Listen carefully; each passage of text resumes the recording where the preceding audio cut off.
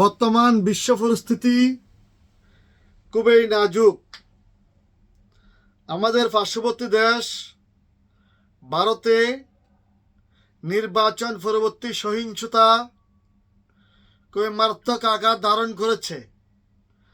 আমরা ইতিমধ্যে social media সহ বিভিন্ন মিডিয়ার মাধ্যমে জানতে পেরেছি ভারতের পশ্চিমবঙ্গে মুসলমানদের উপরে চরম নির্যাতন শুরু হয়েছে।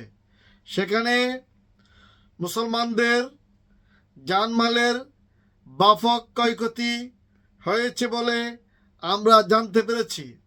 আমরা আরও জানতে পেরেছি ইতিমধ্যে এই দাঙ্গায় শুভেন্দু মুখার্জির প্রাইভেট সেক্রেটারি, কেউ কেউ বলতেছেন ড্রাইভার, আবার কেউ কেউ বলতেছেন শুভেন্দু মুখার্জির যিনি আগামীতে ভারতের পশ্চিমবঙ্গের মুখ্যমন্ত্রী হতে যাচ্ছেন তার বডিগার্ড নিহত হয়েছেন আততায়ীর গুলিতে। এদিকে প্রমাণিত হচ্ছে যে ভারত এখন চরম একটি বেসামাল অবস্থার মধ্যে রয়েছে। ভারতীয় জনগণ এখন নিরাপত্তাহীন। ভারতীয় মুসলমানগণ আহাজারি করতেছে। আজকে শুনলাম যে ভারতে 100-র উপরে মুসলমান নিহত হয়েছে। ভারতীয় মুসলমানদের ব্যবসা প্রতিষ্ঠান, ভারতীয় বিজেপি যারা শুভেন্দু মুখার্জির অনুসারী তারা জবরদখল করেছে এবং ভারতীয় মুসলমানদের উপরে হত্যা নির্যাতন চালাচ্ছে মর্মে শোনা যাচ্ছে। ইতিমধ্যে 100-র উপরে মানুষ মারা গিয়েছে মর্মে সোশ্যাল মিডিয়া সহ বিভিন্ন মিডিয়ায় এসেছে। আবার তারা বলতেছে এগুলো প্রোপাগান্ডা। যদি প্রোপাগান্ডা হয়েও থাকে তাহলে হয়তো কিছুটা প্রোপাগান্ডা আর কিছুটা সত্য, এরকমই হবে। সব কিছু যে একেবারে প্রোপাগান্ডা এমন তো নয়। সব কিছুই যদি প্রোপাগান্ডা হয় তাহলে শুভেন্দু মুখার্জির প্রাইভেট সেক্রেটারি বা বডিগার্ড যে নিহত হয়েছে সেটা তো ওনারা প্রচার করতেছে যেটা সঠিক। তাহলে শুভেন্দু মুখার্জির বডিগার্ড যদি নিহত হতে পারে তাহলে বাকিগুলো মিথ্যে হবে কীভাবে? যাই হোক, আমরাও চাই না যে কারো অস্বাভাবিক মৃত্যু হোক, কারণ এটা একটা সংঘাত। অস্বাভাবিক মৃত্যু কাম্য নয়। উভয় পক্ষ ধৈর্য ধারণ করা উচিত। যারা নির্বাচিত হয়েছে শুভেন্দু মুখার্জি এবং ভারতীয় জনতা পার্টি, তাদের উচিত, বিজেপি তাদের উচিত যারা পরাজিত হয়েছে তাদের দায়িত্বভার গ্রহণ করা। এখন কথা হচ্ছে সেখানে পরাজিত হয়েছে মমতা ব্যানার্জির তৃণমূল।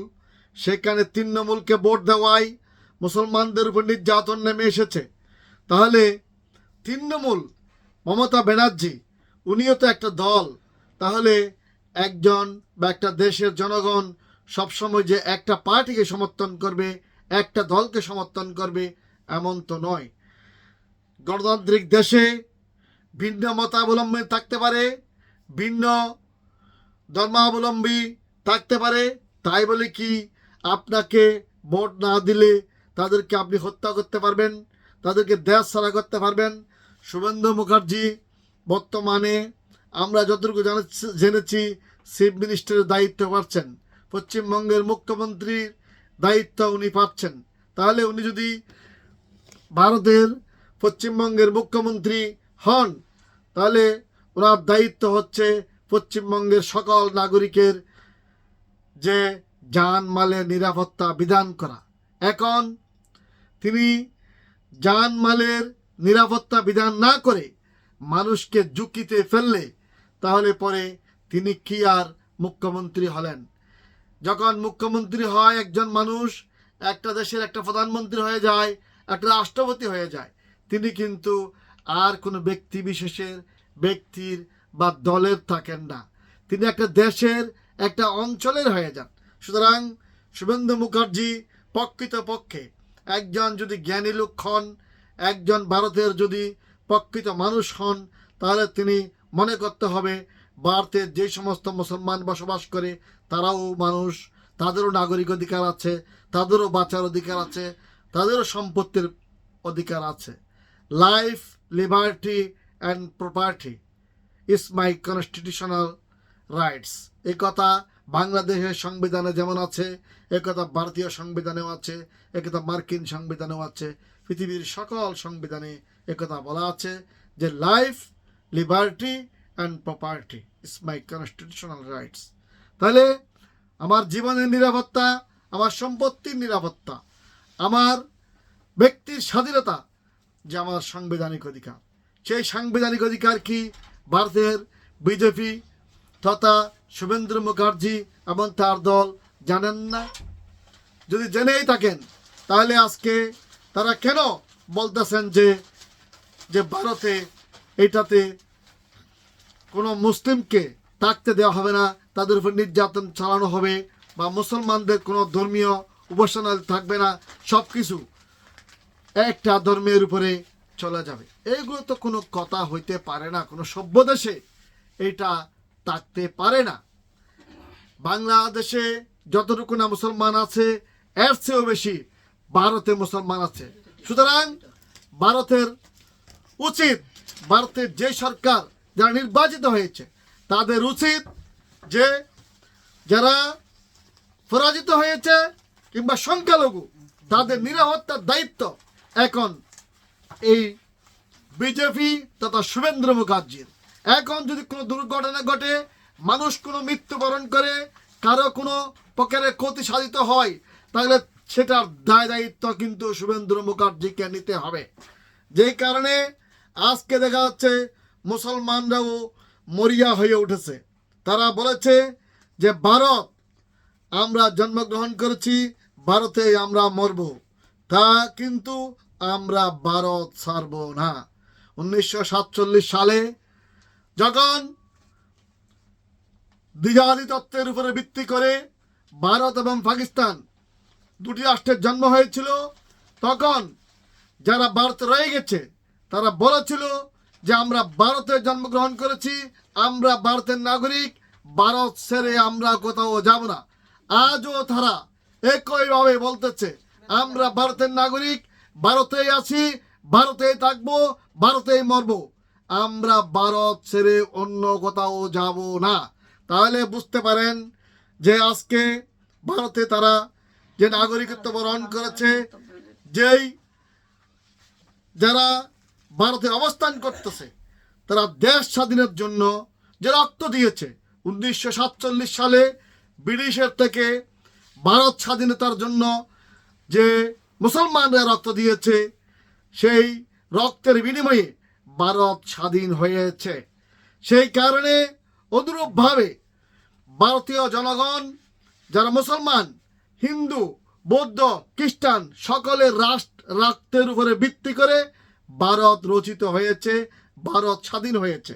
তাই ভারতে যারা মুসলমান আছে তারা বলতেছে যে আমরা রক্ত দিয়ে ভারতকে 1947 সালে স্বাধীন করেছি, সুতরাং আমাদেরকে ভারত ছাড়া করা কোনো ব্যক্তির পক্ষে সম্ভব হবে না।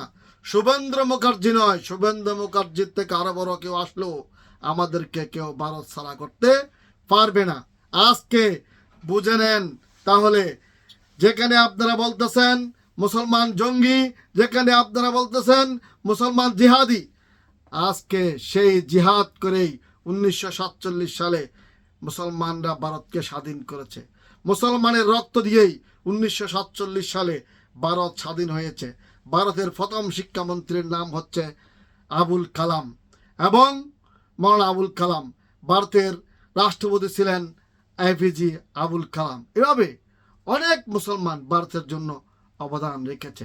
আজকে তুচ্ছ তাচ্ছিল্য করা হচ্ছে মুসলমানদেরকে। পশ্চিমবঙ্গের শুভেন্দু মুখার্জি কথায় কথায় মুসলমানদেরকে অপমান অপদস্থ করে। তারা বলে যে মুসলমানরা মশামাছি, তাদের জানমালের কোনো দাম নেই, মুসলমানরা নিকৃষ্ট জাতি। এই সমস্ত কথা বলে মুসলমানদেরকে কি করতেছেন আপনি? এখন বড় ধরনের সংঘাতের দিকে ঠেলে দিচ্ছেন। মুসলমানরা কিন্তু তার জান যাবে, দেশ ছাড়বে না। এটা তো ভারতীয় মুসলমানরা সিদ্ধান্ত নিয়ে ফেলছে যে বাংলাদেশ কি আমার দেশ, আমি কেন বাংলাদেশে যাব? পাকিস্তান কি আমার দেশ, আমি কেন পাকিস্তানে যাব? আমার দেশ কি অস্ট্রেলিয়া, আমি কেন অস্ট্রেলিয়া যাব? আমি ভারতে জন্মগ্রহণ করেছি, ভারতেই মরব, প্রয়োজনে আমার জান যাবে, আমি কি আর কাউকে ছাড় দেব? কোনো প্রকারের ছাড় দেওয়া হবে না। সেই কারণে আজকে দেখছেন না যে শুভেন্দু মুখার্জির বডিগার্ড নিহত হয়েছে। তাহলে কেন আপনারা তো এটা স্বীকার করতেছেন, বাকিগুলো স্বীকার করতেছেন না? আমরা বলতে চাই যে ভারতের আজকে শুভেন্দু মুখার্জির বডিগার্ড যে নিহত হলো সেটা তো আমরা খুশি না, কারণ মানুষের জানের নিরাপত্তা আপনাকে দিতে হবে, মানুষের প্রাণের মূল্যে আপনাকে আমাকে দিতে হবে। আপনি চাইলে কি একজন মানুষ সৃষ্টি করতে পারবেন? মহান আল্লাহ রাব্বুল আলামিন যে সৃষ্টিকর্তা, ইনি এই প্রাণী সৃষ্টি করতে পারেন। আপনি হাজারো প্রকৃতির যান্ত্রিক জিনিস বানাতে পারবেন, কিন্তু একজন মানুষ কি, কোনো প্রাণী কি আপনি বানাইতে পারবেন?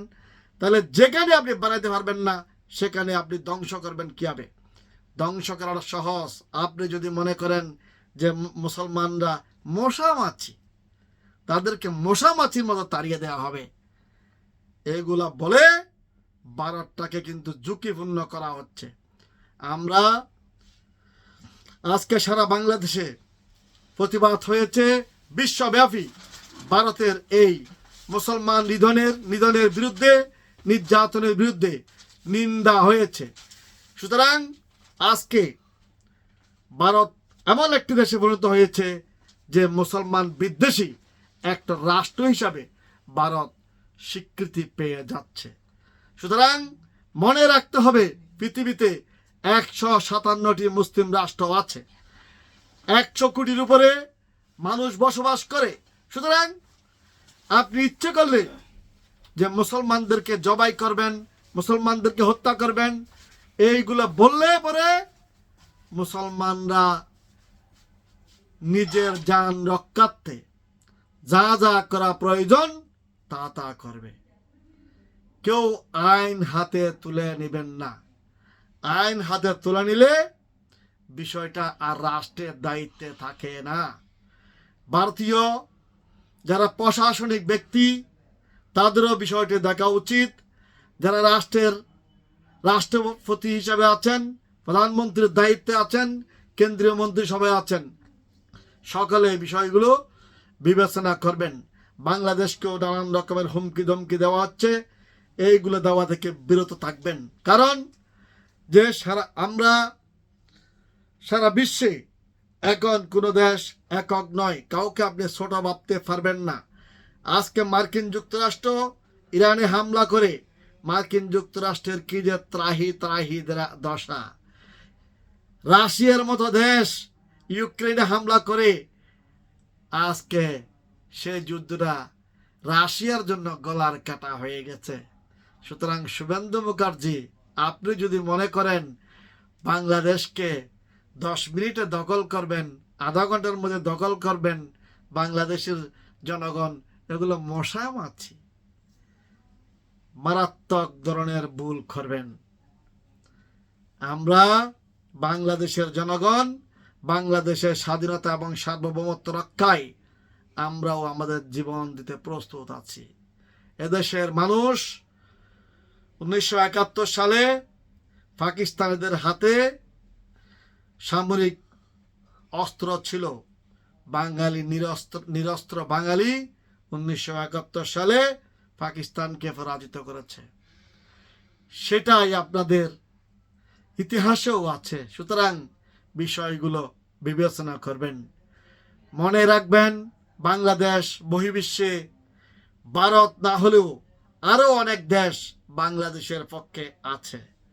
বাংলাদেশকে আপনি ভুলক্রমে আক্রমণ করে ফেললে পরে আপনি চতুর্দিক থেকে আক্রান্ত হবেন, সেটা মাথায় রাখবেন। আমেরিকা ইরানে আক্রমণ করে, ইসরায়েল ইরানে আক্রমণ করে, আজকে কি অবস্থা দেখতেছেন না? সুতরাং মনে রাখবেন।